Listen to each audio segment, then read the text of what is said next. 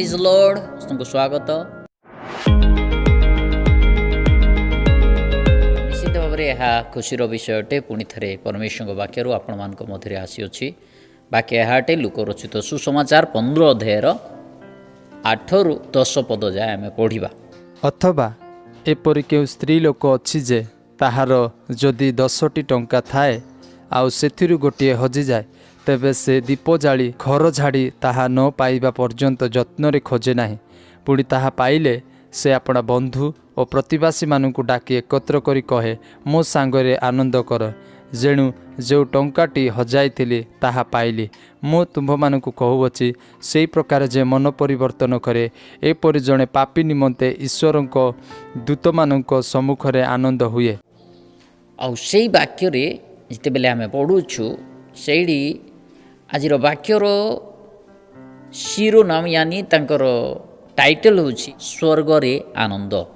गोटे आत्मा पाई स्वर्ग रे किपरि भाव रे आनंद हुए।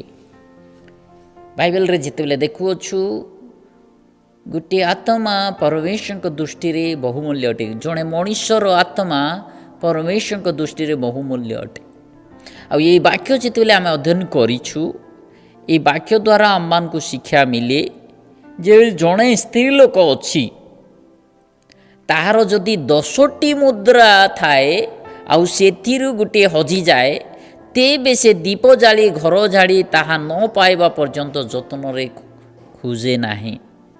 पुणी ताहा पाइले से अपना बंधु और प्रतिवासी मानंको डाकी एकत्र करी कहे मो सांगरे आनंद कर जेणु से तांकर टंकाटी हजि जाइथिला ताहा पाइला।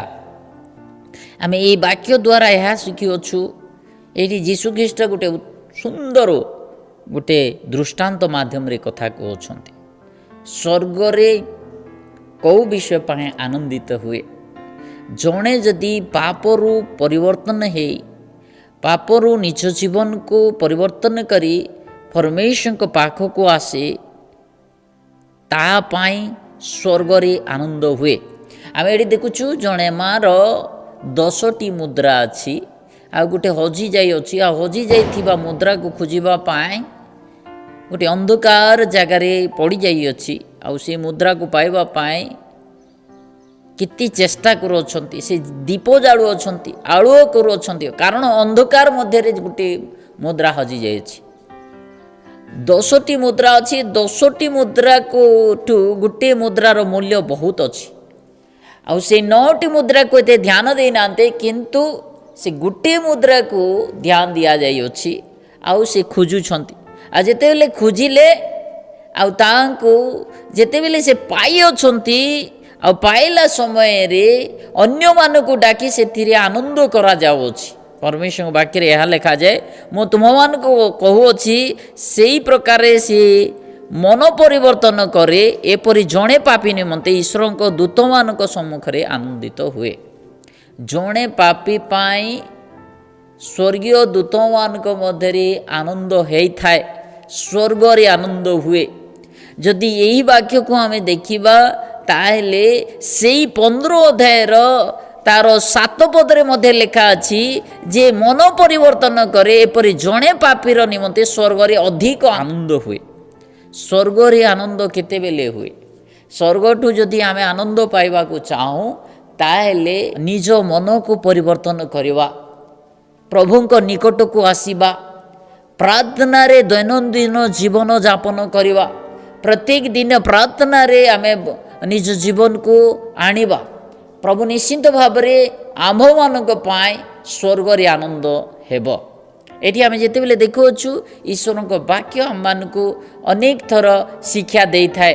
मंडली को आसीबा समय रे परमेश्वर को उपस्थिति रे रहिबा समय रे आमे जेते बेले आमर पापमय जीवन को त्याग करिबा पापमय भावना को त्याग करिबा आमर विवेक मध्य रे आमे प्रार्थना करिबा आरंभ करिबा प्रभु आम मान को जीवन को अति आनंदर विषय गुड़ाक आणवे। ये वाक्य आम मान को शिक्षा दिए। ये वाक्य द्वारा आम अनेक विषय गुड़ाक प्राप्त करें। ईश्वर को वाक्य आम मानकर हृदय होछि पवित्र आत्मार घर जोटी मंडली मध्य आम स्थापन करवा। मंडली अनेक विषय आम शिक्षा करें। बाइबल रे आम मान को प्रभु जीशु ख्रीष्ट तांकर दृष्टांत माध्यम दे बारंबार लिखि अछंती ए 15 अध्याय को जदि अध्ययन करती ताहेले प्रथम विषय गोटे हजिला मेंढा प्रति तांकर दृष्टांत देई अछंती द्वितीय हजिला मुद्रार दृष्टांत देई अछंती तृतीय अपव्य पुत्रर दृष्टांत देई अछंती एई दृष्टांत मानकरे आमे जदि देखिबा तीनोटी विषय को हमको मन परिवर्तन करबा पय प्रभु चाहू अछंती आम मानकर जीवन मध्य जदि वंस थरे मन परिवर्तन करूँ ताहेले प्रभु जीशु ख्रीष्ट आम को पापर क्षमा करेंगे आ पापर क्षमा करने प्रभु जीशु ख्रीष्ट क्रूसरे बलि हेले निज जीवन को देले पुणी थे पुनर्जीवित हेले आउ सी स्वर्ग रे आम मान को स्थान देवे एथिपाई मोर प्रिय लोक मैंने यही वाक्य द्वारा मु कहवाई चाहे जे आमे समस्ते मन परिवर्तन करवा निज हृदय को कारण प्रभु आम मान को खोजु अछंती प्रभु जीशु ख्रीष्ट